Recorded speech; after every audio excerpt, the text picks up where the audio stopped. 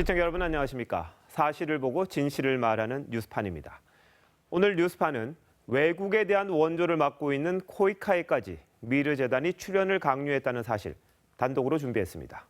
김종전 문체부 차관이 아이스하키팀 창단을 기업에 압박했다는 사실도 특종 보도합니다.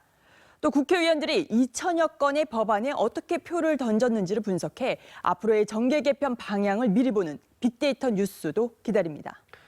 또 최순실 씨가 어떻게 행동했길래 주변 사람들이 다 그를 외면하는지 대표적인 사례도 주변인의 증언을 통해 보여드립니다. 네, 첫 소식은 국회로 갑니다. 영국을 탈출한 태영호 전 북한 공사가 오늘 국회 정보위에 출석했습니다. 어떤 증언을 했는지 취재기자 연결합니다. 자, 백대호 기자, 오늘이 태정 공사 데뷔전인 셈이네요. 네, 국회입니다.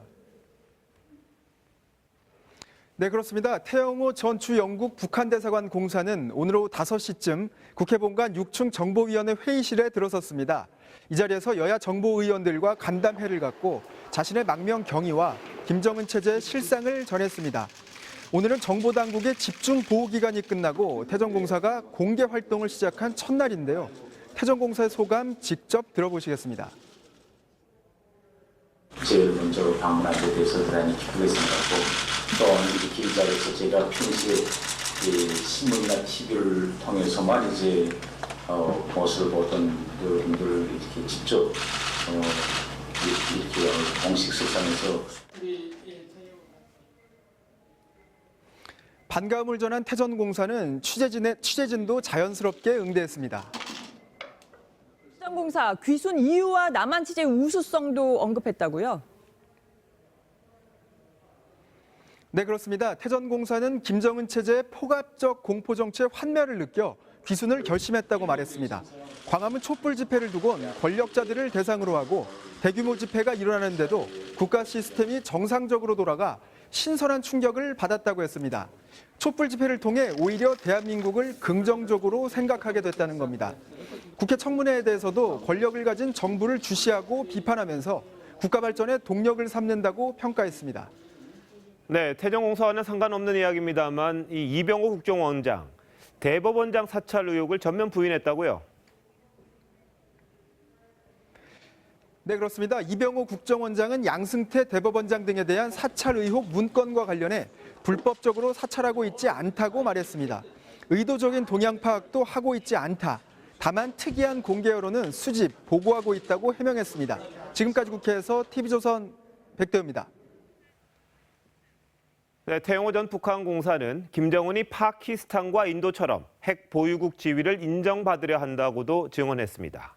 네, 한국과 미국의 새 정권이 출범하는 내후년을 자신들에게 유리한 시기라고 보고 대화에 나설 뜻을 비칠 것이라고 전망했습니다. 최지연 기자입니다. 북한이 파키스탄이나 인도식의 핵 보유국 전략을 추진하고 있다고 태영호 전 북한 영국공사가 밝혔습니다.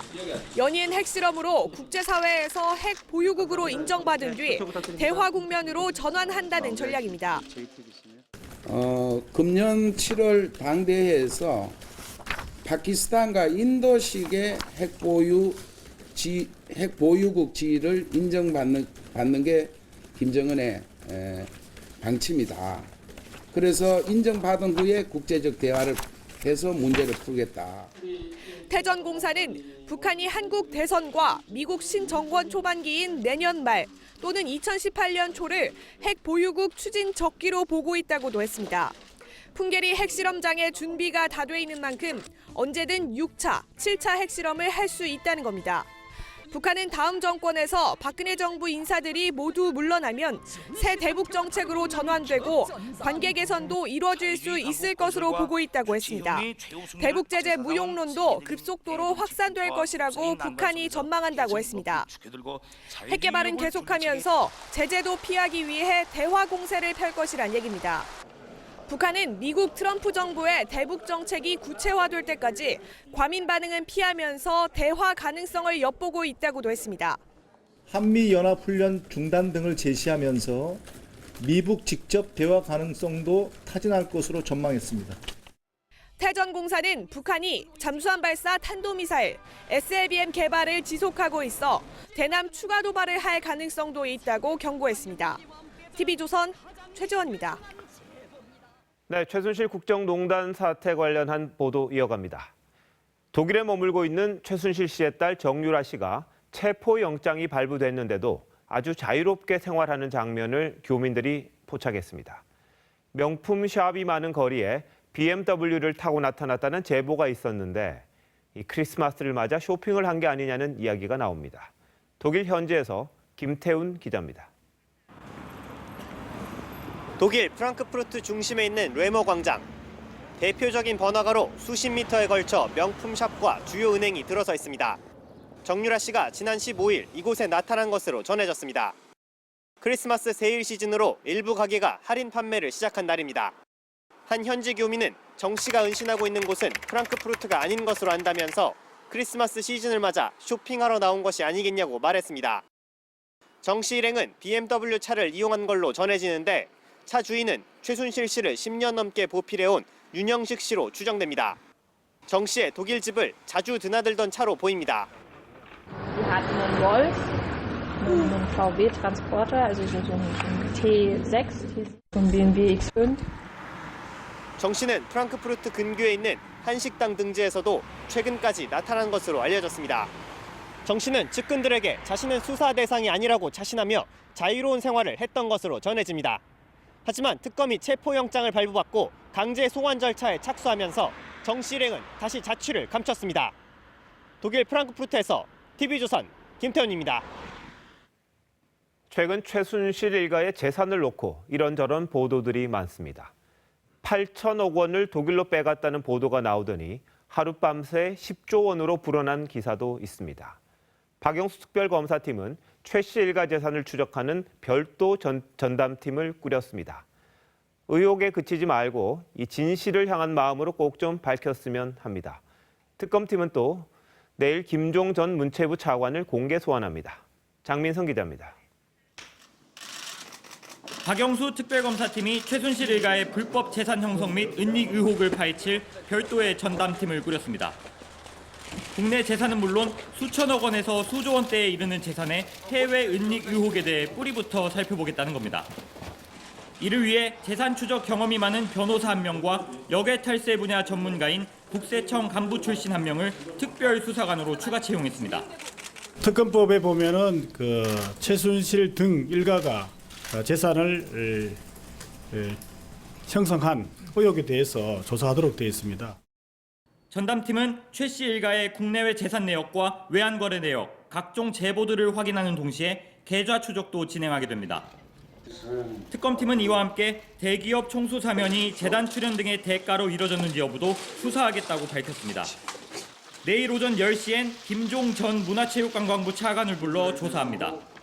특검 출범 후 첫 공개 소환입니다.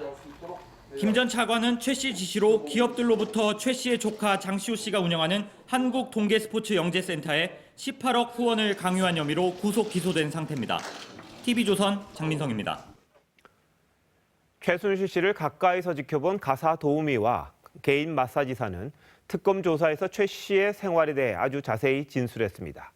그런데 최 씨가 엉뚱한 누명을 씌우고도 전혀 미안해하지 않았고 독일에 갈 때마다 태블릿 PC를 챙겼다고 합니다. 최우정 기자의 단독 보도입니다. 박영수 특별검사팀이 최순실 씨가 독일에도 태블릿 PC를 갖고 갔다는 증언을 확보했습니다. 최 씨의 가사 도우미로 일했던 A 씨는 특검 조사에서 최 씨가 독일에 갈 때마다 집에 있던 태블릿 PC를 챙겨갔다고 진술한 것으로 알려졌습니다. A 씨는 최 씨가 태블릿 PC를 가져가지 않으면 자신이 챙겨줬다고 말하기도 했습니다. 최 씨가 청와대를 자주 들락거리며 김밥을 챙겨 나왔다는 청와대 조리사의 증언을 뒷받침하는 진술도 나왔습니다. 청와대 관계자가 까만 봉투에 담아준 김밥을 최 씨가 가져와 가사 도우미와 개인 마사지사에게 나눠줬다는 것입니다. 이들은 최 씨가 엉뚱한 누명을 씌우기도 했다고 말한 것으로 알려졌습니다. 최 씨가 300만 원이 없어졌다며 범인으로 몰아붙이다 다른 곳에서 돈을 찾고도 사과는커녕 미안한 기색이 없었단 내용입니다. A 씨는 최 씨의 딸 정유라 씨가 아들을 출산했을 때도 함께 있었던 인물로 최 씨의 개인사를 비교적 자세하게 알고 있는 것으로 알려졌습니다. 특검은 A 씨를 곧 다시 소환해 최 씨 행적의 미심적인 부분을 추가 조사할 계획입니다. TV조선 최우정입니다. 지난 10월 저희 취재진은 최순실 씨가 본인이 소유한 하남시 미사리 땅 인근 개발 계획이 담긴 정부 문건을 미리 들여다본다는 것을 특종 보도한 바 있습니다. 그런데 이 문건 알고 보니 박근혜 대통령이 당시 서승환 국토부 장관에게 개발 후보지로 직접 거론한 뒤에 만들어진 것으로 확인됐습니다. 박경준 기자입니다. 경기도 하남시 미사리 조정 경기장 근처 한 부지. 최순실 씨는 이 땅을 2008년부터 보유하다 17억 5천만 원의 차익을 남기고 지난해 처분합니다. TV조선은 지난 10월 최 씨가 이 거래에 청와대 내부 문건을 이용한 의혹을 단독 보도했습니다. 그런데 알고 보니 박근혜 대통령이 당시 서승환 국토교통부 장관에게 지시한 직후 이 문건이 만들어진 사실이 드러났습니다. 서 전 장관은 검찰 조사에서 2013년 9월 업무 시간에 박 대통령이 전화를 걸어와 복합생활체육시설 부지 검토를 지시했다고 진술했습니다.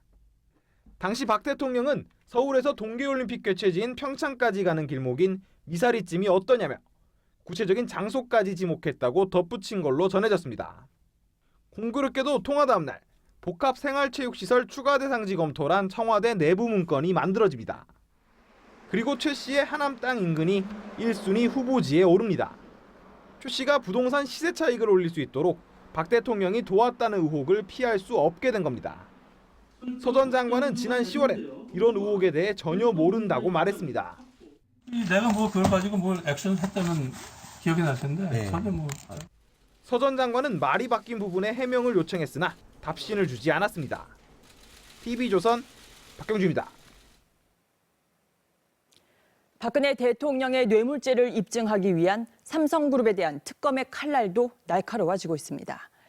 이재용 삼성전자 부회장이 대통령과 따로 만난 직후에 이 승마협회 관련 긴급회의를 열었던 것으로 드러났습니다.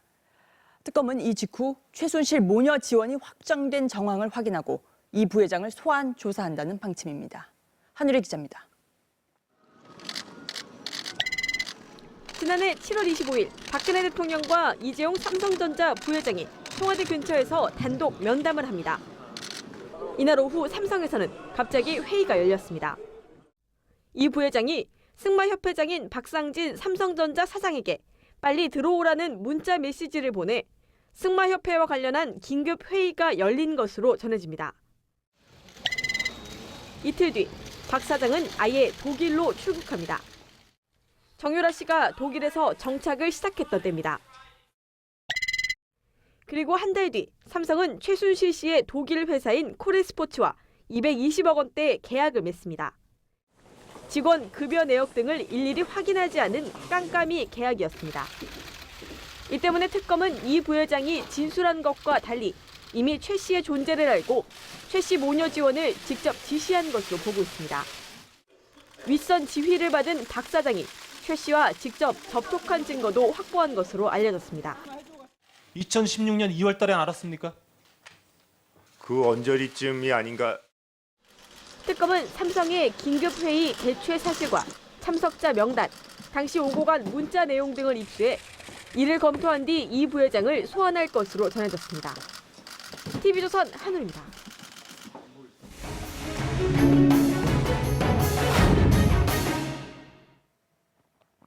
삼성은 매출 300조 원 글로벌 기업으로 성장했지만 권력 앞에서는 유독 약한 모습을 보여왔습니다. 21년 전에도 8년 전에도 삼성의 총수는 검찰에 불려갔습니다. 어떻게든 적은 돈으로 경영 승계를 해보려다가 단단히 약점이 잡혔기 때문입니다. 이번에도 이재용 부회장 결국 경영 승계를 위해 최순실 일가와 재단에 뭉텅이 돈을 갖다 준 걸까요? 반복되는 정경유착의 고리, 판포커스에서 집중 조명합니다. 2008년 4월 이건희 삼성전자 회장이 특검에 소환됩니다. 의혹은 비자금 조성과 정관계 로비, 그리고 경영권 편법 승계였습니다. 글로벌 기업 삼성이 범죄 집단처럼 인식되고 있는데요. 이걸 집단이라고 생각하기는 절대 없고 이것을 옹진 여러분들이 문제가 있다는 이재용 부회장은 1990년대 후반 에버랜드 주식을 48억 원에 삼성 SDS 주식을 47억 원에 인수했습니다. 두 회사가 신규 주식을 헐값에 이 부회장에게 넘긴 탓입니다. 이후 이 부회장의 주식 가치는 굴곡으로 7조 원에 달하게 되었습니다. 누가 봐도 편법 승계입니다. 이 모든 것은 제 불찰이고 이 모든 것에 대해서는 제가 제 책임이고. 특검 수사에서 이건희 회장의 1,199개 차량 계좌가 발견됩니다. 이 회장은 조세 포탈로 징역 2년 후, 집행유예 5년형을 선고받습니다. 기준을 말씀해 주시죠. 다만 비자금 조성과 성관계 로비는 밝혀지지 않은 채 의혹으로만 남았습니다. 환부를 도려내고 정직성, 신뢰성, 투명성, 사회 연대성 등 글로벌 스탠다드에 맞는 경영 체제를 갖추어서 선진화를 이루어내는 계기가 되었으면 하는 것이 우리 수사팀의 일치된 바람이라 할 것입니다. 이건희 회장은 1995년에도 전두환, 노태우 전 대통령의 비자금 사건에 연루되어 징역 2년, 집행유예 3년을 선고받았습니다. 두 번째 실형, 이 회장은 2008년 경영 일선에서 물러나고 그룹 컨트롤 타워인 전략기획실도 해체했습니다. 하지만 2년 만에 경영에 복귀하고 기획이란 이름을 미래로 대체해 미래전략실도 부활시킵니다.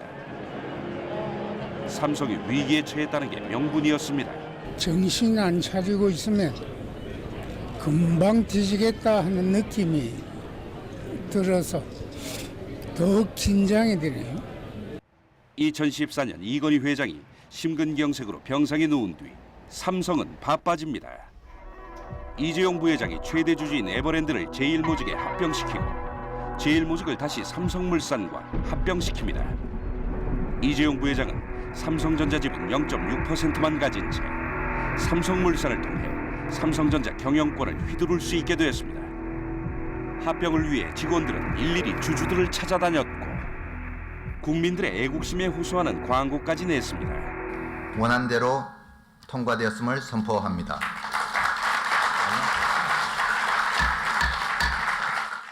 하지만 결정적인 건 국민연금의 찬성표였습니다.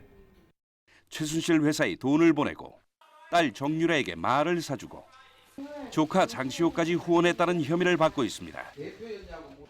미르 K스포츠재단에 낸 돈까지 합하면 300억 원대입니다.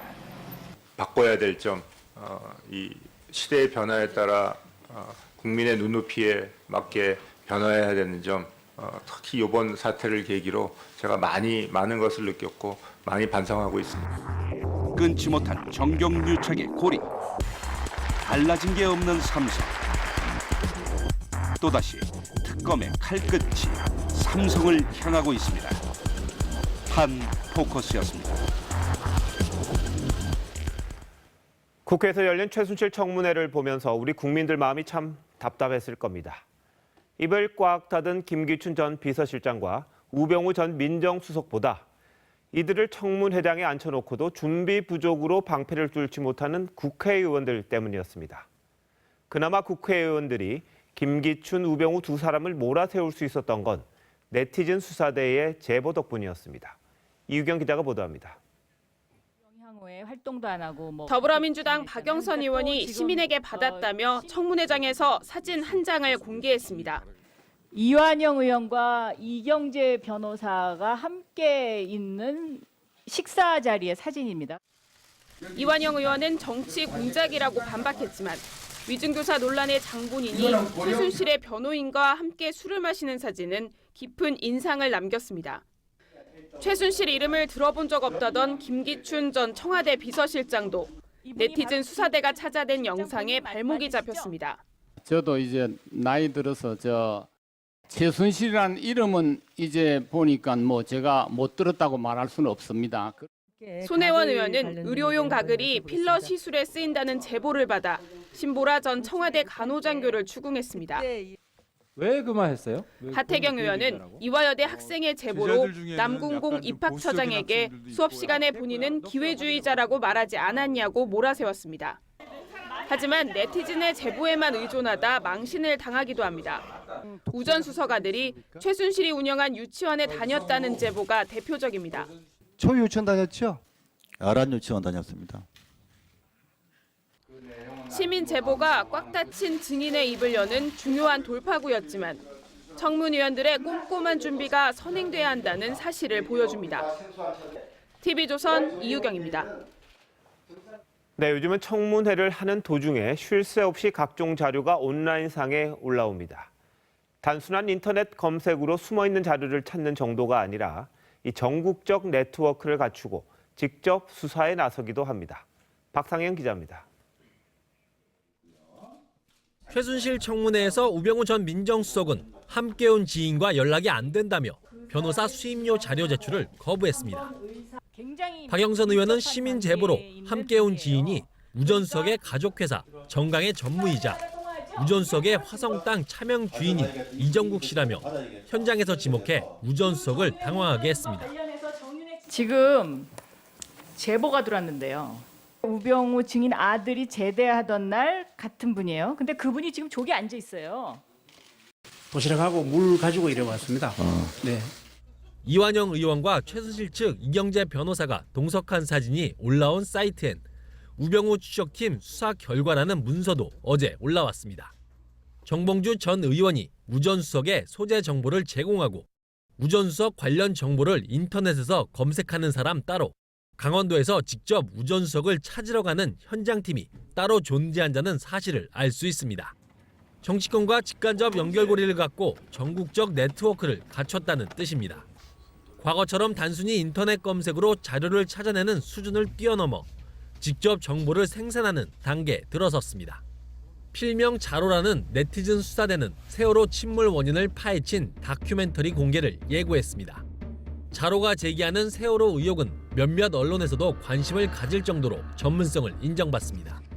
일부에서는 네티즌 수사대가 특검의 조사관으로 수사에 참여해야 한다고 주장하기도 합니다. TV조선 박상현입니다. 네, 어젯판에서도 보여드렸습니다만 이완영 새누리당 국정조사특위위원이 최순실 씨의 변호인인 이경재 변호사와 나란히 앉아있는 사진이 파장을 일으키고 있습니다. 이 사진에 대해 이완영 의원은 같은 고향, 그러니까 경북 고령 향후의 모임때라고 합니다. 그런데 이 고령과 관련 있는 분들이 상당수 있습니다. 누군지 한번 보시죠. 박소영 기자입니다. 새누리당 이완영 의원과 최순실의 변호인 이경재 변호사를 이어준 끈은 이 의원 지역구인 경북 고령의 친목 모임 고령 향후회입니다. 최순실 씨 변호인 이경재 씨도 고령 향후회죠? 우병우 청와대 전 민정수석 처가의 집사 역할을 해온 정강의 이정국 전무도 고령 향후회 출신입니다. 네, 이완영 국회의원이죠. 예. 이완영 국회의원하고도 아주 잘 아시죠? 네? 잘 아는 게 아니라 제가 향후에 같은 날입니다. 이정국 씨는 이경재 변호사가 고령 향후회 부회장이지만 향후회 활동을 안 한 지 10년 정도 됐다고 말했습니다. 하지만 이완영 의원의 사진이 등장한 인터넷 게시판에는 이정국이라는 이름으로 이 변호사와 함께 찍은 사진이 2014년까지도 올라와 있었습니다. 우전 수석의 장인인 고 이상달 전 장강중기 회장도 생전에 고령 향후회 회장을 맡았습니다. 최재경 전 청와대 민정수석의 처가와 김병준 전 총리 내정자의 고향도 고령입니다. TV조선 박소영입니다.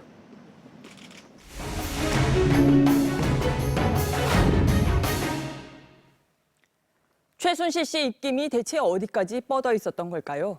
해외 원조 사업을 하는 한국국제협력단, 코이카 이사장 인사에 미르재단이 관련된 것으로 확인됐습니다. TV조선 취재 결과 당시 코이카 이사장이 미르재단 지원을 거부하자 청와대가 교체를 지시한 것으로 알려졌습니다. 이채연 기자의 단독 보도입니다. 미르재단은 최순실 사업으로 불리는 해외 지원 사업 코리아에이드의 음식 문화 사업 부문을 맡고 있습니다. 여기서 현지에서 반응이 어떻습니까? 미르재단은 올 상반기 코이카의 코리아에이드 사업 지원을 요구했습니다. 하지만 당시 김영묵 전 이사장은 여기에 대해 부정적인 입장을 밝힌 것으로 전해집니다. 김 전 이사장은 당시 지인에게 코이카가 못 사는 나라 원조하는 곳이지 그런 데를 돈 주는 곳은 아니지 않느냐며 불만을 토로했습니다. 김 전 이사장은 3년 임기 후 1년 연임을 원했지만 무산됐습니다. 대신 경제인 출신으로 산업부 산하 코트라 사장을 지낸 김인식 이사장이 지난 5월 임명됐습니다. 복수의 외교부 관계자들은 당시 김 전 이사장이 1년 연임되는 것으로 알았지만 윗선에서 교체를 지시했다고 들었다고 전했습니다. 청와대가 안종범 당시 경제수석이 영향력을 미칠 수 있었던 경제인 출신을 희망했다는 말도 나옵니다. 코이카 이사장은 통상 외교부 출신들이 맡는 게 관례였습니다. 김 전 이사장은 당시 상황에 대해 말을 아꼈습니다. 실제로 나는 모르지 무슨 일이라는지. 나는 한 말이 없고 아는 것도 없고. 김인식 이사장은 취임 직후 박 대통령의 아프리카 순방을 수행했습니다. 그리고 코이카는 코리아에이드에 101억 5천만 원의 예산을 지원하기로 했습니다. TV조선 이채연입니다. 공기업의 펜싱팀 창단을 강요한 혐의를 받는 김종 전 문체부 차관이 대명그룹에도 아이스하키팀을 만들도록 압력을 가한 정황이 드러났습니다. 대명이 경영 악화 등으로 난색을 표하자 대통령 보고사항이라며 압박했습니다. 최 씨 일가와 측근들, 승마와 펜싱에 이어서 아이스하키에서도 이권을 챙기려고 계획했던 걸까요? 이재준 기자의 단독 보도입니다. 국내 리조트 업계 1위인 대명그룹의 지주회사 대명홀딩스. 김종 전 문체부 차관은 재임 중이던 올해 초 대명홀딩스 최고위 인사 A씨를 만나 아이스하키팀 창단을 요청했습니다. 김 전 차관은 평창 동계올림픽 아이스하키장의 올림픽 이후 운영도 맡아달라고 했다고 대명 관계자가 밝혔습니다. 차관하고 만났죠, 결국에 만나기는. 이거에 대한 사활용에 대해서. 하지만 대명은 지난해 140억 원대 적자를 기록하며 유동성 위기를 겪던 상황. 연간 30억 원 이상이 드는 하키팀 운영에 대명 측이 난색을 표하자 김 전 차관은 박근혜 대통령에게 이미 보고된 사안이라며 압박했습니다. 청와대까지 거론되자 대명은 결국 5월 강릉을 연고지로 한 팀을 만들고 경기장 관리 운영도 맡았습니다. 소유가 이제 강원도인데 양천은 철거하기로 했지 않습니까? 그때 그걸 취소하고 이제 대명에서 그걸 이제 위탁 운영을. 앞서 올림픽 빙상장은 스포츠 토토팀이 홈구장으로 활용하기로 잠정 결론났습니다. 김 전 차관은 스포츠 토토 빙상단 창단에도 부당하게 관여했고 최순실 씨 조카 장시호 씨가 동계 스포츠 영재센터를 만들어 이권 사업에 개입하려 한 정황이 드러났습니다. 이 때문에 최 씨 일가가 김 전 차관을 통해 아이스하키 관련 사업에도 손을 대려 한 것 아니냐는 의혹이 제기됩니다. TV조선 이재중입니다. TV조선이 특종 보도했던 김영한 비망록이 특검 수사에 이어 탄핵 심판에서도 핵심 증거가 될 것으로 보입니다. 어제 헌재가 제시한 5가지 핵심 쟁점 대부분이 김영한 비망록에 나와 있습니다. 주원진 기자입니다. 헌법재판소는 어제 언론기사 하나를 증거로 채택합니다. TV조선이 특종 보도한 김영한 비망록을 인용한 월간조선 기사입니다. 헌재는 앞으로 탄핵 심판에서 비망록을 직접 확보해 증거로 사용할 것으로 보입니다. 헌법재판에서는 청와대 안에서 이루어졌던 일을 입증하는 방법이 없고 대부분 비망록이 김영한 씨 것이 아니라고 볼 만한 특별한 사정이 없거든요. 김영한 비망록은 헌재가 정한 박근혜 대통령 탄핵 5가지 쟁점 중 4가지를 입증할 핵심 내용을 담고 있습니다. 문체부 1급 공무원 6명에게 사표를 강요한 지시는 대통령 직권남용에 해당됩니다. 세계일보에 대한 압수수색 지시는 언론의 자유침해를 그대로 보여줍니다. 청와대 보좌관들에게 세월호 7시간 은폐를 지시한 지침은 국민의 생명권 보호 의무 위반 여부를 가릴 증거입니다. 또한 이들 모두는 헌재가 첫째 쟁점으로 정리한 최순실 비선 조직에 따른 법치주의 위반에 해당될 수 있습니다. 대통령 측 대리인은 기사가 증거에 포함된 사실을 파악하지 못했습니다. 지금 증거로 제출되지 않았지 않습니까? 국회 탄핵소추위 측은 기사가 증거로 채택됐으니 헌재가 현명한 판단을 할 것이라고 밝혔습니다. TV조선 주원진입니다. 새누리당 탈당파 의원들이 27일 탈당하면서 동시에 원내 교섭단체를 구성하기로 했습니다. 그리고 다음 달 20일까지 가칭 개혁보수신당을 창당합니다. 안보는 보수 기조를 그대로 갖고 가는데 경제와 사회 분야에서는 진보적 색채를 대폭 강화할 계획입니다. 조정린 기자입니다. 보수신당으로 불러달라던 새누리당 탈당파가 당명을 가칭 개혁보수신당으로 고쳤습니다. 진정한 개혁 보수를 지향할 수 있는 보수 진영을 대변할 수 있는 그런 정당을 만들 것입니다. 진짜 보수를 강조하는 김무성 전 대표와 개혁을 강조하는 유승민 의원의 생각을 절충한 결과입니다. 안보는 정통 보수 그 노선을 견지하고요. 그 나머지 이제 민생하고 관련된 경제, 교육, 복지, 노동 뭐 이런 쪽은 저희들이 새누리당보다는 훨씬 더 개혁적인 방향으로 가고 싶다. 지역이 아닌 가치를 내세우는 동시에 개혁 색채를 강화해 대선 승리를 모색하겠다는 뜻입니다. 개혁보수신당은 오는 27일 분당 선언 직후 국회에 교섭단체로 등록하고 다음 달 20일까지 창당을 끝낼 계획입니다. 우리 보수의 구심체로서의 역할, 그리고 쇄신과 변화의 의미를 담은 창당 준비위원장은 정병국 주호영 의원, 대변인 역할은 오신환 의원이 맡기로 했습니다. 앞서 새누리당을 탈당한 남경필 경기지사와 김용태 의원 등도 개혁보수 신당 창당 작업에 동참합니다. TV조선 두정린입니다. 비박계가 빠져나간 새누리당이 저승사자를 다시 모셨습니다. 임명진 목사를 비상대책위원장으로 임명한 건데 별명답게 인 위원장은 위증교사 논란을 빚은 이완영 의원을 최순실 청문회에서 배제하겠다고 했습니다. 하지만 박근혜 대통령에 대한 징계에는 소극적입니다. 정수양 기자의 보도입니다. 국민만 바라보고 국민들의 눈높이에 맞추도록 그렇게 당을 쇄신하려고 생각을 합니다.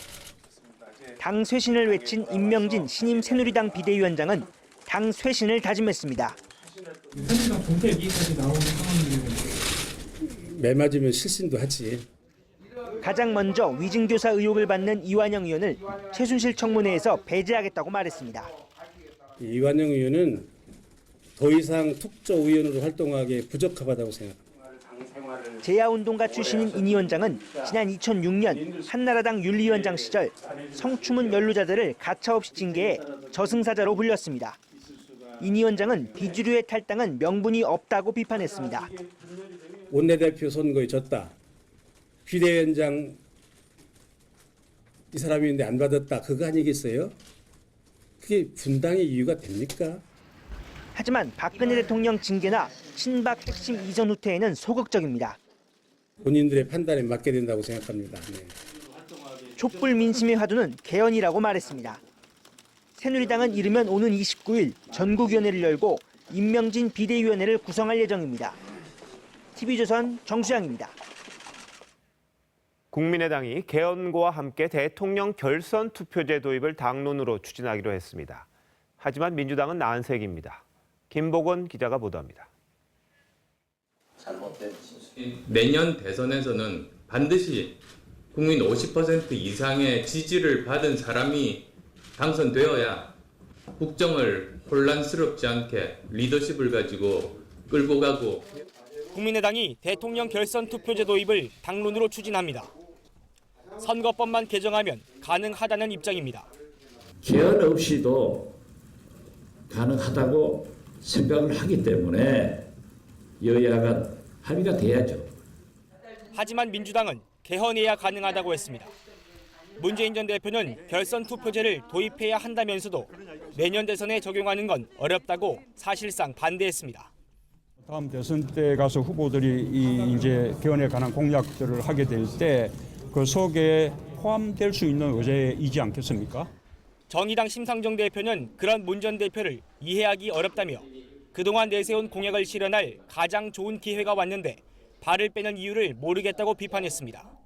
손학규 전 대표는 박지원 원내대표와 만나 개헌 추진을 환영했습니다. 결선 투표제 도입도 긍정적으로 평가했습니다. 다당 체제는 우리 정치적 현실이 됐습니다. 이미 4당이 됐어요. 다당제에서 대통령 선거는 결선 투표제가 이제 유효한 거지만. 안철수 전 대표는 헌법재판소에 해석을 요청하면 논란을 끝낼 수 있다고 했습니다.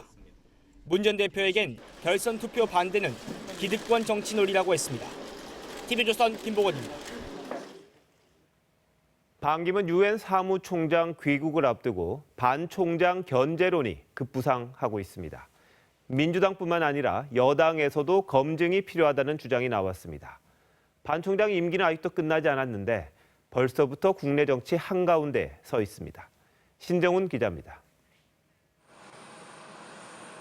반기문 총장 귀국을 앞두고 야권이 연일 반기문 때리기에 나섭니다. 친박 세력의 반기문 대망론에 이런 부패의 기득권 연장에 손 들어주시면서 의기양양해 하시던 분 아니었습니까?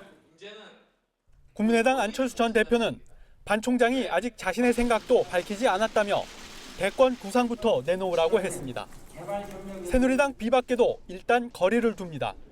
특정인의 당을 만들 그런 생각은 추호도 없다는 것을 말씀드립니다. 유승민 의원은 평생 외교만 했던 반 총장이 국민들의 고통을 얼마나 공감하고 개혁의 해법과 의지가 있는지 궁금하다며 치열한 검증이 필요하다고 했습니다. 그러나 새누리당 친반기문계 의원들은 반 총장 조기 귀국을 요청했습니다. 반 총장을 쫓아 탈당할 수 있다는 의원도 적지 않습니다. 포함할 수 있는 하나의 리더십이 나온다고 한다면 자기를 위해서 국가의 미래를 위해서 계속 고칠 필요가 있죠. 반 총장 귀국 시기가 다가올수록 정치권의 견제와 구애 목소리가 커지고 있습니다. TV조선 신정훈입니다. 최악의 AI 때문에 달걀 대란이 벌어지고 있는데 특히 제빵업계 타격이 큽니다. 달걀이 많이 들어가는 카스테라, 당분간 맛보기 어려워질지도 모르겠습니다. 김지아 기자입니다. 서울의 한 파리바게트 매장. 일부 제품군이 없습니다. 카스테라 등 19종에 대해 생산을 중단했기 때문입니다. 모두 달걀이 주재료가 되는 제품들입니다. 달걀이 없다고 해서 오랜 시간 만들어 왔던 빵을 없애는 건 좀 아닌 것 같은데. 제가 진짜 좋아하는 빵이 있는데 확인을 했는데 그게 없어졌으면 되게 좀 슬플 것 같아요. AI 여파로 달걀값이 폭등해 대형 제빵업체가 생산을 중단한 건 처음입니다. 가맹점주들은 한숨을 쉽니다. 카스테라가 기본적으로 잘 나가는데 진짜 우리 선물용으로 많이 나가는데 SPC는 거래처 21곳으로부터 달걀을 공급받아왔지만 이 가운데 9곳이 폐쇄되면서 공급 물량은 40%나 줄었습니다. 업계 2위인 뚜레쥬르는 달걀 대란이 어떻게 진행될지에 따라 결정한다는 입장입니다. 한편 농림축산식품부는 27%인 달걀 수입 관세를 한시적으로 아예 없애기로 했습니다. TV조선 김자입니다. 경기가 나빠지면 자영업자들이 제일 먼저 알죠. 식당의 절반가량이 개업 1년 안에 문을 닫는 것으로 조사됐습니다. 역설적으로 폐업을 도와주는 폐업 처리 업체만 호황을 누리고 있습니다. 이채림 기자입니다. 냉장고를 밖으로 꺼내고 벽을 망치로 부숩니다. 얼마 전까지 영업하던 대학가 밥집. 불경기를 못 넘고 폐업을 결정했습니다. 그런데 문을 닫는 자영업자들이 늘면서 점포를 정리해주는 업체는 때 아닌 호황입니다. 5년 전까지 해도 한 달에 한 30건 정도의 폐업이 있었다고 하면 지금은 한 달에 100건 이상을 폐업을 하고 있어요. 자영업자의 수는 약 560만 명. 신규 자영업자 4명 중 1명은 식당을 선택하지만 1년 뒤 절반은 문을 닫고 5년이 지나면 17%만 살아남습니다. 도소매업과 부동산 임대업, 숙박업 등 전체 자영업 5년 생존율도 30%에 못 미칩니다. 유동인구가 많은 곳이 대박상권이라는 말도 옛말입니다. 건물 1층인데도 이렇게 상가가 비어 있고요. 얼마 떨어져 있지 않은 이곳도 주인을 찾지 못한 채 빈 곳으로 남겨져 있습니다. 손님이 뜸한 것도 걱정이지만 오르는 가게 월세에 한숨이 깊어집니다. 임대료를 낮춰달라는 플래카드를 내걸 정도입니다. 서로 임대주들하고 임대인하고 임차인하고 더 상생해가지고 좀 내려줘야 되는데 그럼 나 몰라라 하고 그렇지 않으면 나가라. 부푼 꿈을 안고 사업을 시작한 자영업자들. 영업과 폐업의 기로에서 방황하고 있습니다. TV조선 이채림입니다. 요즘 한정판, 에디션, 이런 이름으로 크리스마스 상품들이 쏟아져 나오고 있죠. 그런데 잘 보고 사셔야겠습니다. 보기엔 예쁘지만 디자인만 살짝 바꿔 값을 올려 파는 경우가 많습니다. 김아림 기자입니다. 서울의 한 카페 케이크 진열장. 한 종류의 케이크만 진열돼 있습니다. 기존 케이크에 장식만 올린 크리스마스 한정판입니다. 기존 제품보다 2,000원이나 비쌉니다. 네, 이거랑 뭐가 다른 케이크가 있는지 묻자 그제서야 뒤쪽에서 좀 더 저렴한 케이크를 꺼내옵니다. 하지만 권하는 건 크리스마스 케이크입니다. 크리스마스를 맞아 한정판이라며 디자인만 살짝 바꿔 비싸게 파는 사례가 속출하고 있습니다. 이 두 핸드크림 세트는 용량은 같은데도 크리스마스 세트가 일반 세트보다 50%가량 더 비쌉니다. 믹스커피도 크리스마스 세트가 10% 정도 가격이 더 나갑니다. 평상시에는 값이 안 올라가는데 왜 꼭 그때만 값이 올라가면 그렇게 뭐 서비스는 좋은 것 같지 않고. 레스토랑들은 아예 크리스마스와 이브날의 경우 두세 배 비싼 스페셜 메뉴가 아니면 예약을 안 받습니다. 포장지만 바꿔서 더 비싼 가격을 파는 것은 가뜩이나 주머니 사정도 어려운 서민들에게 더 큰 부담이 될 수 있습니다. 크리스마스 상술에 소비자들의 눈살이 찌푸려지고 있습니다. TV조선 김하림입니다. 바다에서도 음주 단속을 한다는 사실 아십니까? 대상은 당연히 배를 운전하는 선장인데 자동차보다 단속 기준과 처벌이 아주 엄격합니다. 이심철 기자가 음주 운항 단속 현장을 동행 취재했습니다. 포항 여밀방에서 16km 떨어진 문어장. 불시 음주 단속이 벌어집니다. 건sul 좀 받아주십시오. 경비정이 어선에 접근하기가 만만치 않습니다. 20분이나 걸려 해경 대원들이 어선에 올라갑니다. 한 번만 더 물겠습니다. 정지대 9, 예, 감사합니다. 30분 이상 걸려 또 다른 어선에서 음주 단속을 합니다. 이 소형 경비장은 해상 10마일까지 나가 음주나 단속을 하고 공해상 등 먼 바다에는 대형 함정이 단속하게 됩니다. 육상관제센터는 레이더로 배를 추적해 음주 단속을 돕습니다. 지그재그 방향으로, 갈지자 방향으로 항해를 한다든지 이런 식으로. 음주운항 적발 기준은 혈중 알코올 농도 0.03%, 0.05%인 자동차보다 높고 벌금도 최고 3천만 원으로 6배나 많습니다. 하지만 음주운항은 줄어들지 않고 있습니다. 0.14원 나왔습니다. 그냥 음주운전은 하신 겁니다. 음주운항 적발 건수는 지난해 130건을 넘었습니다. 이 가운데 5톤 미만 소형 선박이 40% 이상을 차지합니다. 어민들이 어로 작업을 하면서 술을 많이 마신다는 겁니다. 해경은 면허가 필요 없는 5톤 미만 선박에 대한 처벌을 과태료 300만 원에서 벌금 500만 원으로 강화할 방침입니다. TV조선 이심철입니다. 모처럼 훈훈한 소식입니다.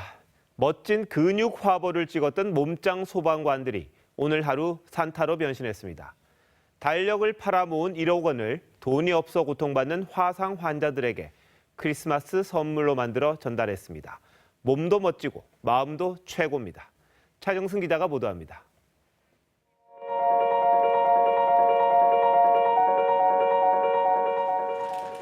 산타로 변신한 몸짱 소방관들이 1년 넘게 화상 치료를 받고 있는 2살 승호를 반갑게 만납니다. 태어난 지 7개월 만에 뜨거운 분유가 쏟아져 화상을 입은 승호. 얼굴과 목에 여전히 흉터가 남았습니다. 세평남짓 월세방 생활을 하는 부모는 병원비 마련은 엄두도 못 냈습니다. 비용이 너무 비싸더라고요. 처방전 받아서 이제 집에서 드레싱 해주니까 더 올라오는 거예요. 소방관들이 전달한 500만 원 덕에 승호는 수술과 재활치료비 걱정을 덜었습니다. 몸짱 화보로 만든 달력을 판매한 수익금은 1억 원. 소방관들은 생활이 어려운 화상 환자들에게 쾌척했습니다. 달력 모델도 되고 이렇게 오늘 같은 날 이렇게 화상 환자분들을 도와줄 수 있는 일을 할 수 있게 돼서 너무 기쁘게 생각하고. 화상 환자를 위한 작은 공연도 마련했습니다. 관련했던 체력들이 그 화재 진압 활동을 하는데 더 도움이 되면 물론이고요. 잊지 못할 추억이 될 것 같습니다. 화상 환자를 돕기 위한 몸짱 소방관 달력 판매는 다음 달 10일까지 계속됩니다. TV조선 차정승입니다. 오늘 하루 꼭 알고 넘어가면 좋은 뉴스 전해드리는 더하기 뉴스 시간입니다. 박지호 기자 나와 있습니다. 안녕하세요. 안녕하세요. 자, 첫 번째 뉴스 한번 보겠습니다. 절친이냐 감시자냐. 어제 간호장교 조여옥 대위와 함께 나왔던 동행인이죠. 바로 이슬비 대위. 네, 동행인으로 참석했던 이슬비 대위는 조 대위와 동기라고 밝혔죠. 그런데 더불어민주당 박영선 의원은 이 사람이 하루 종일 조 대위를 감시한다면서 의혹을 제기를 했고요. 먼저 어제 영상 보시겠습니다. 국군 수도병원 중환자실에서 근무하는 육군 대위 이슬비 대위입니다. 자, 이슬비 대위 부대에서는 어떻게 처리하고 여기 참석했습니까? 원래 휴가였습니다. 이게 개인적인 목적으로 휴가를 낸 날이었고 이 자리에 오는 것 때문에 공가 처리로 바꿔준다는 말을 들었습니다. 같이 동행하라는 그런 지시를 받고 여기 왔습니까? 아닙니다. 그런데 어떻게 공가 처리를 해줍니까? 국방부 측에서 동행해줄 근무자를 붙여주고 싶었는데 다른 근무자를 동행했을 때는 문제가 생길 거라고 판단을 했고 그래서 동기인 저를 선택했다고 판단합니다. 네, 공가라는 것은 그 병가 이외에 정당한 사유가 있을 때 허가되는 공식 휴가 이런 뜻이죠. 네. 예컨대 뭐 징병 검사를 받거나 국가기관에 소환될 때, 또 규정에 의한 투표를 하러 갈 경우나 승진이나 전직 시험을 볼 때, 국가적 행사 등을 참석할 때 인정이 됩니다. 이 대위의 말을 종합하면 국방부 측의 허가를 받았지만 개인 휴가 차원에서 참석한 것이다. 이렇게 해석할 수 있습니다. 이 대위는 조 대위가 미국에서 돌아온 직후 밥을 같이 먹는 등 접촉한 3명 가운데 1명으로 알려지고 있습니다. 이 대위는 조 대위와 친한 동기여서 참석했다고 설명했지만 이 공가라는 말을 썼기 때문에 국방부가 조 대위 입국에 개입한 것 아니냐 이런 의혹이 일고 있습니다. 이에 대해 국방부는 오늘 이슬비 대위가 휴가 중에 조 대위의 요청으로 청문회에 갔다면서 감시 의혹을 전면 부인했습니다. 결국 그 공가가 아닌 휴가로 처리를 했는데 이슬비 대위가 오해했다는 겁니다. 아, 결국 휴가였다 네. 이런 얘기인데 또 다른 또 오해가 있었나 보죠. 저기 조 대위가 국군 수도병원 중환자실로 발령이 나서 이 외부와의 접촉을 일부러 차단하려는 의도 아니었냐 이런 얘기도 나왔잖아요. 국방부는 이것도 오해라고 밝혔습니다. 인사 발령 전에 하는 부대 분류 결과가 내부 인트라망에 난 것을 인사 발령으로 오해했다는 겁니다. 뭐 유독 오해할 일이 많습니다. 자, 두 번째 키워드 한번 보겠습니다. 관심 돌리지 마. 태영호 전 북한이죠. 저 북한 영국에 있는 공사 이야기군요. 네, 태영호 전 북한 주영 공사가 오늘 국회 정보위원회 간담회에 참석을 했습니다.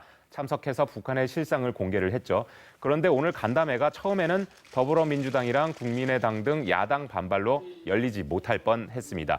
이철우 정보위원장을 비롯한 여당은 그동안 정보당국의 보호를 받던 태공사가 남한의 평범한 시민이 된 첫날이라는 의미가 있다면서 오늘 꼭 간담회 참석해 얘기를 듣자 이렇게 주장을 했습니다. 그러니까 야당은 간담회를 합의한 적도 없고 네. 오늘 북한 관련 간담회를 할 경우 자칫 다른 본질을 흐릴 수 있다면서 반대했습니다. 그 본질이라는 게 뭔가요? 그 최순실 게이트를 혹시나 북한 이슈로 덮으려는 것 아니냐 이런 의심입니다.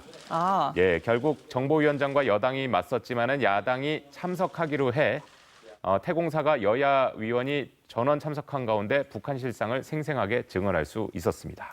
그렇군요. 자, 한번 세 번째 또 키워드 한번 보겠습니다. 구치소 편지, 최순실 씨 모습이 또 보이네요.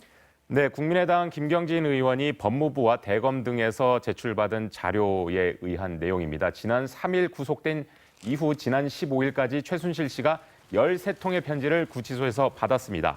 최 씨가 보낸 편지는 없었습니다. 김종 전 문화체육부 차관은 구치소에서 49통의 편지를 주고받았습니다. 11월 22일부터 김 전 차관이 구치소 생활을 했으니까 하루 평균 2통거리입니다. 받은 게 43통이고 보낸 게 6통입니다. 안종범 전 청와대 경제수석은 2통을 썼고 9통을 받았습니다. 장시호 씨는 7통을 썼고 5통을 받았습니다.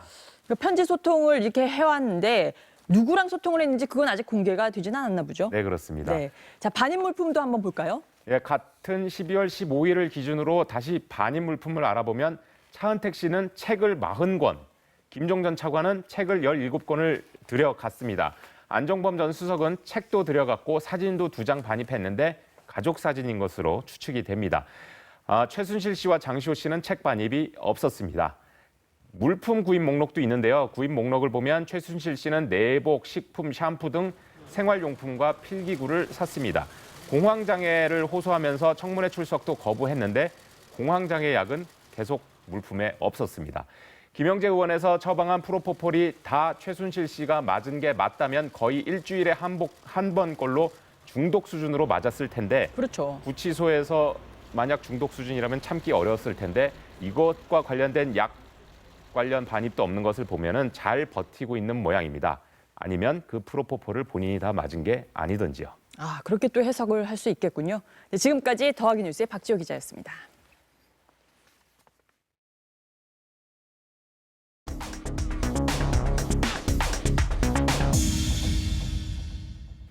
(1914년) 1차 대전 때입니다. 연합군과 독일군이 서부 전선 수천 킬로미터에 참호를 파고 대치합니다.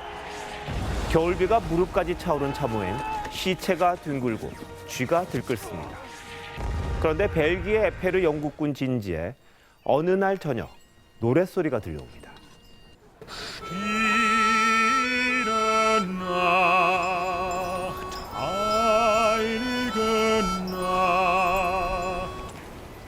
맞은편 독일군 참호에서 부르는 노래입니다.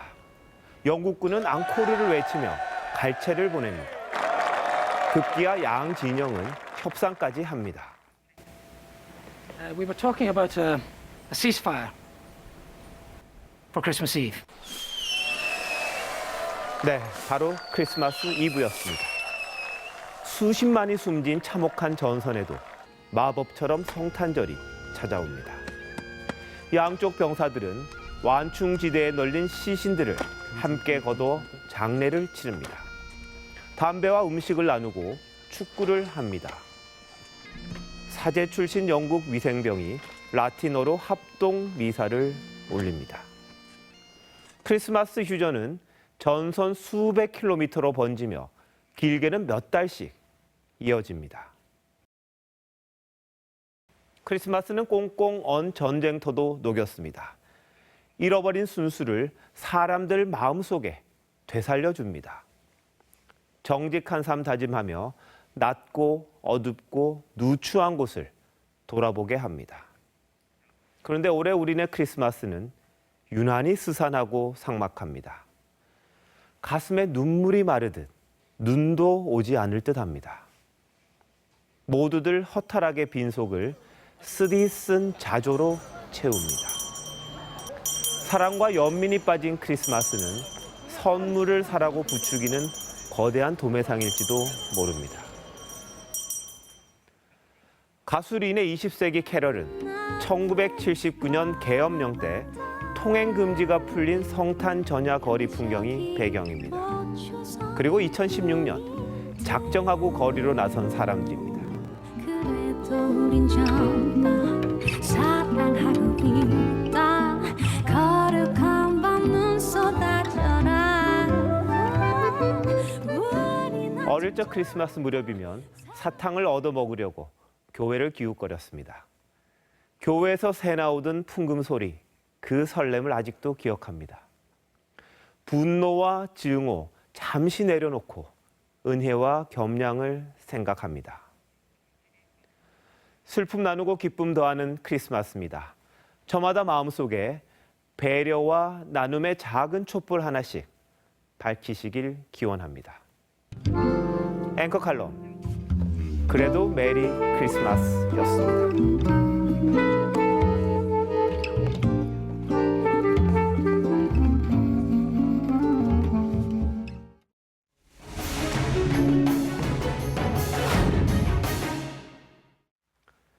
네, 다음 주 새누리당이 둘로 갈라섭니다. 탈당 의원들, 보수 신당을 만들겠다는데 앞으로 정계 개편 방향도 빅데이터로 예측이 가능합니다. 네, 오늘도 장슬기 연구원 나왔습니다. 안녕하세요. 자, 먼저 여야 의원들 성향을 분석을 해봤다고요? 네, 그렇습니다. 저희가 궁금했던 건 이게 탈당한 새누리당 의원들이 그 대선 전국을 앞두고 누구와 함께 힘을 모을지, 누구와 함께 갈지였습니다. 그러니까 요즘 제3지대라는 얘기가 많이 나오고 있는데 이 3지대가 어떻게 구성이 될지 예측해보고자 했습니다. 물론 대선 전국에서는 집권 가능성이 가장 중요한 요소일 겁니다. 하지만 연대를 하려면 그 의원들 간의 성향이 어느 정도 비슷해야 하는 것도 고려를 해야 하지 않은가라는 관점에서 출발을 했는데요. 그래서 19대부터 20대까지 의원직을 유지한 148명의 의원의 표결 성향을 분석해봤습니다. 19대에서는 약 2,000건이 넘는 법안 표결이 있었는데요. 그 표결에서 얼마나 자주 같은 의견을 냈는지를 따져서 표결 성향 점수를 도출해봤습니다. 저희가 지난번에 헌법재판관 판결을 좀 분석을 했습니다. 그때 비슷한 판결 내리신 분이 이제 성향이 같을 거다. 그거 같은 맥락이죠? 네, 맞습니다. 정확히 보셨습니다. 같은 방법으로 우리 의원들의 이념 성향을 표로 그려봤습니다. 자, 먼저 오른쪽에 새누리당 의원들이 결집해 있는 것을 확인하실 수 있습니다. 그보다 왼쪽에 민주당 의원들이 좀 멀리 퍼져 있는 것을 보실 수 있고요. 오른쪽으로 갈수록 이제 보수적인 성향을 띠는 의원들이 위치한다고 보시면 됩니다. 그러니까 좀 더 이 그래프를 단순화해봤습니다. 자, 이거 보시게 되면요. 선이 옆으로 길게 퍼져 있을수록 그 정당의 의원들 간의 성향 차이가 컸다고 볼 수 있습니다. 그리고 이 중간에 있는 동그라미는요. 이 정당 의원들의 표결 성향의 평균값이라고 할 수 있는데요. 그러니까 대표값으로 해석하시면 되겠습니다.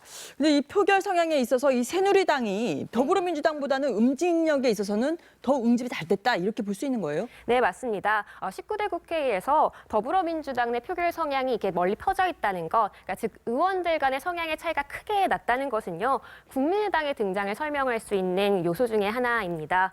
19대 더불어민주당 의원들 가운데 20대 국회에서 국민의당으로 당적을 옮긴 의원들을 따로 분석해봤습니다.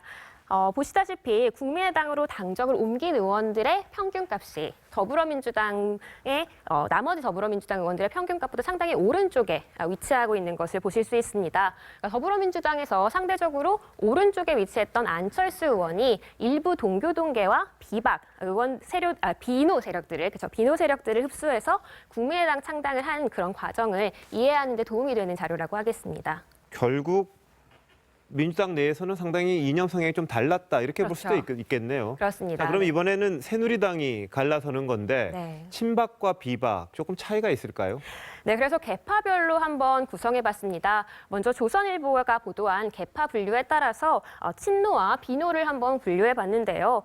친노가 비노보다 조금 더 왼쪽에 위치하는 것을 확인하실 수 있습니다. 그러니까 상대적으로 더 오른쪽에 있는 국민의당과 비노가 훨씬 더 멀리 떨어져 있는 거죠. 아까 설명드렸던 그런 국민의당의 창당과 연결이 되는 부분인데요. 그런데 이제 우리의 관심이 대상이 되는 친박과 비박, 사실은 큰 차이가 없습니다. 근데 그게 말이죠. 이 우리나라 정당이 당론 투표를 하기 때문에 또 그런 것 좀 나오는 거 아닙니까? 그 개인 성향보다는요? 그런 경향이 있는데 새누리당이 좀 더 응집성이 좋다는 것은 분리될 수 없는 무언가가 있다고 해석할 수도 있는 것 같습니다.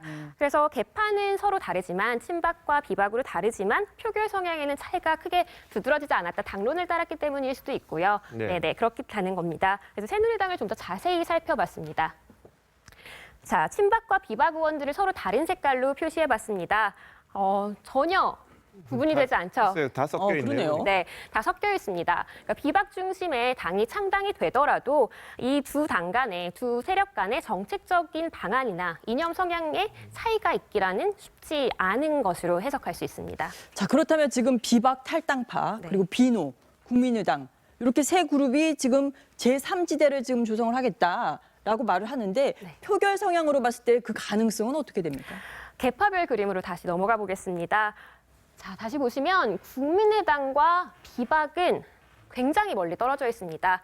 상대적으로 국민의당과 비노가 가깝게 위치해 있는데요. 하지만 비노도 국민의당보다는 친노와 더 가깝게 위치해 있습니다.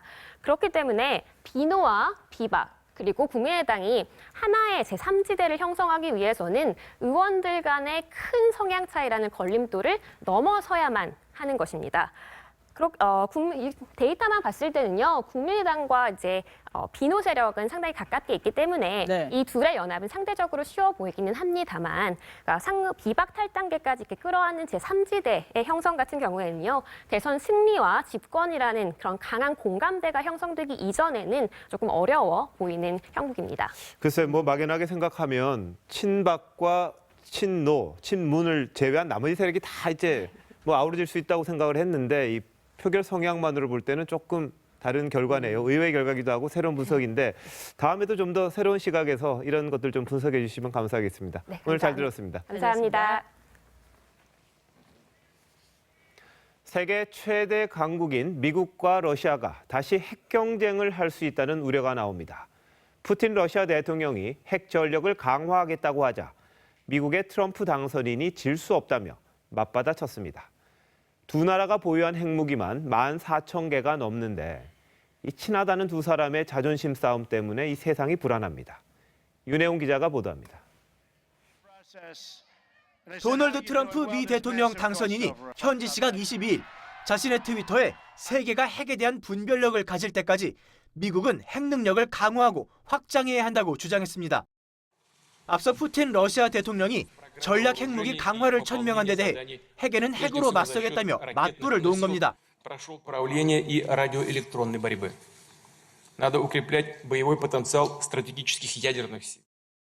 현재 미국과 러시아가 가진 핵탄두는 14,000여 개. 전 세계 핵탄두의 93%에 달하는데 총량에서는 러시아가 조금 앞섭니다. 미국 언론에선 80년대 미소냉전이 재현될까 우려하는 목소리까지 나옵니다. 워싱턴 포스트는 새로운 군비 경쟁의 망령을 불러오고 있다고 비판했고, CNN은 두 초강대국 간의 핵무기 경쟁은 국제사회를 두려움에 떨게 할 만하다고 보도했습니다. 논란이 커지자 트럼프 인수위 대변인이 핵무기 위협과 확산을 막자는 의미라며 수습에 나섰지만 정작 트럼프 본인은 어떤 부연 설명도 덧붙이지 않아 우려는 사그라들지 않고 있습니다. TV조선 윤혜웅입니다.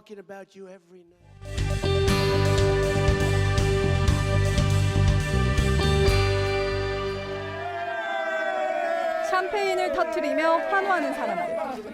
복권 1등에 당첨된 사람들이 날아갈 듯 기뻐합니다. Pagar mi hipoteca, quedarme libre y vivir. Claro, se lo merece. Bueno, vamos de fiesta. 그런데 1등 당첨자가 무려 1,650명. 놀랍게도 모두 마드리드의 한 작은 마을에서 나왔습니다.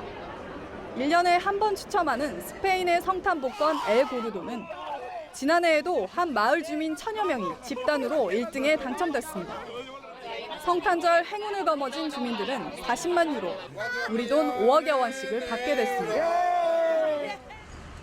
트럭 테러로 12명이 목숨을 잃은 독일 베를린의 크리스마스 장터. 충격과 슬픔을 딛고 사건 발생 3일 만에 다시 문을 열었습니다.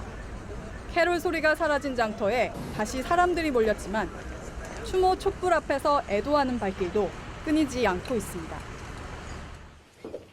지난해 6월 이슬람 테러 조직 IS에 가담하기 위해 시리아 국경을 넘다 붙잡힌 러시아의 한 여대생이 모스크바 군사법원에서 징역 4년 6월의 실형을 선고받았습니다.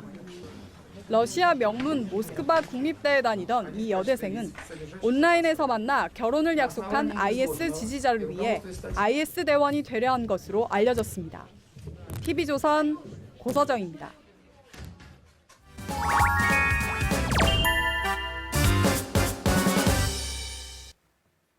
진짜 정보를 찾는 남자 진정남 정우섭 기자와 만나보는 시간입니다. 안녕하세요. 안녕하세요. 자, 진정남 오늘은 어떤 진짜 정보 들고 나왔나요? 네, 보통 근육이 다치거나 부어서 좀 아플 때 찜질들 많이 하시잖아요. 그렇죠. 네, 그런데 어떨 때는 차갑게 또 어떨 때는 뜨겁게 찜질을 해야 하는지 헷갈려 하시는 분들 많습니다. 증상에 맞는 찜질법 오늘 정확하게 알려드리겠습니다. 화면 보면서 설명드리겠습니다. 자, 첫 번째 상황입니다. 자, 길을 가다가 예쁜 여성을 보고 고개를 돌리다가 저렇게 삐끗했는데요. 네, 흔히 관절이 삐었다고도 하는 염좌 증상입니다. 자, 이런 상황에서 어떤 찜질을 해야 할까요? 자, 정답은 냉찜질이었습니다. 염좌 같은 경우에는 우리가 움직임을 최소화한 상태에서 냉찜질을 해주시면 됩니다. 냉찜질을 통해서 통증을 완화시켜주고요. 그리고 부종과 발열을 억제시켜 주시면 되겠습니다. 두 번째 상황입니다. 네, 저렇게 무언가에 부딪혀서 생겨나는 타박상인데요. 자, 이번엔 어떤 찜질이 정답일까요? 자, 역시 냉찜질이었습니다. 원 같은 경우에는 그 내부 출혈이 있는 상태입니다. 그래서 냉찜질을 통해서 혈관을 축소시켜서 출혈 억제하는 효과를 가지시면 되겠습니다. 자, 세 번째 상황인데요. 다 온 거 아닌가? 골절입니다. 네, 뼈가 부러진 상황에서는 어떻게 해야 할까요? 역시 냉찜질이 정답이었습니다. 이렇게 다쳐서 붓거나 멍들었을 땐 모두 냉찜질이라고 보시면 됩니다. 자, 이번 상황은 여성분들이 관심이 좀 많으실 텐데요. 너 얼굴 왜 이렇게 부었어? 어제 술 너무 많이 먹었어요. 아침에 부은 얼굴, 어떤 찜질을 해야 할까요? 자, 역시 냉찜질이었습니다. 그런데요, 이 얼굴 중에 한 곳은 냉찜질을 하면 안 된다고 하는데요. 바로 눈입니다. 이유가 있었습니다. 우리가 평소 생활할 때는 눈을 깜빡거리기 때문에 눈꺼풀에 쌓여 있는 뭐 기름 성분, 뭐 이런 여러 가지 노폐물, 염증 성분 이런 것들이 이제 분산 배출이 되는데 자는 동안에는 깜빡거리지 않기 때문에 그게 이제 밤새도록 쌓이거든요. 그랬을 때는 이제 따뜻한 찜질을 통해서 체내로 흡수해주는 효과를 기대할 수 있기 때문에 따뜻한 찜질이 좀 더 효과적입니다. 다음 상황은 운동으로 인해 생겨나는 근육통입니다. 흔히 근육이 뭉쳤다고도 하죠. 왜 이렇게 아프지? 어제 운동을 너무 많이 했나? 자, 이번에는 온찜질이 정답입니다. 자, 근육통의 주 원인인 젖산을 근육 속에서 빨리 빼주는 효과가 있기 때문입니다.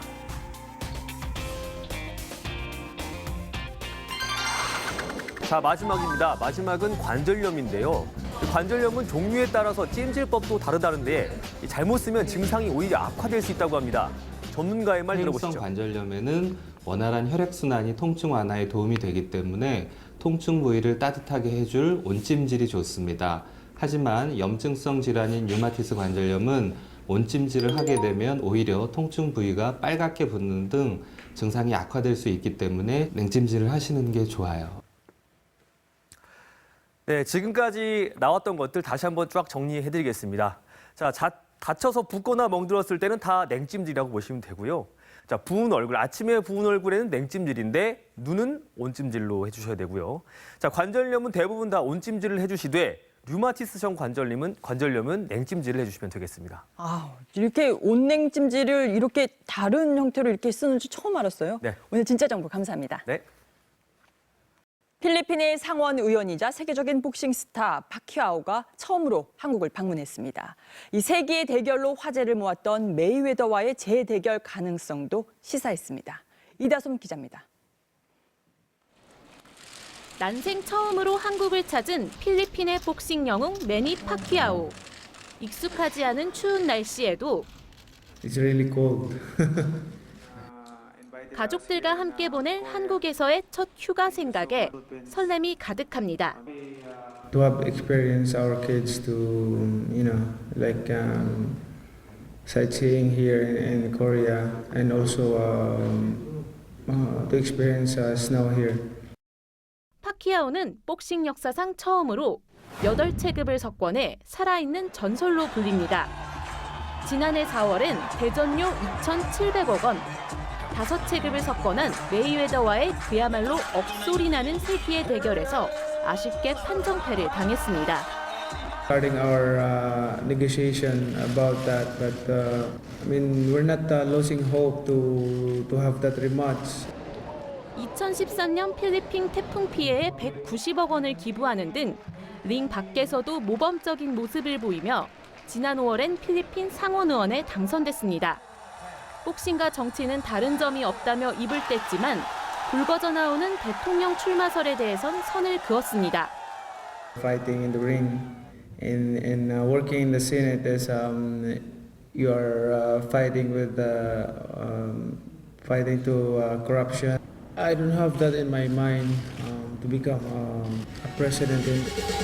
가수 싸이의 말춤을 추며 화제를 모으기도 했던 파키아오. 오늘 밤 직접 싸이를 만나 콘서트를 즐기는 등 3박 4일의 달콤한 휴가를 즐길 예정입니다. TV조선 이다솜입니다. Violets were sent in the woods, Maggie displaying their charms to the breeze. When I first said I loved only you, Maggie, and you said you loved only me. The chestnut blooms gleam through the glades, Maggie, a robin sang loud from a tree.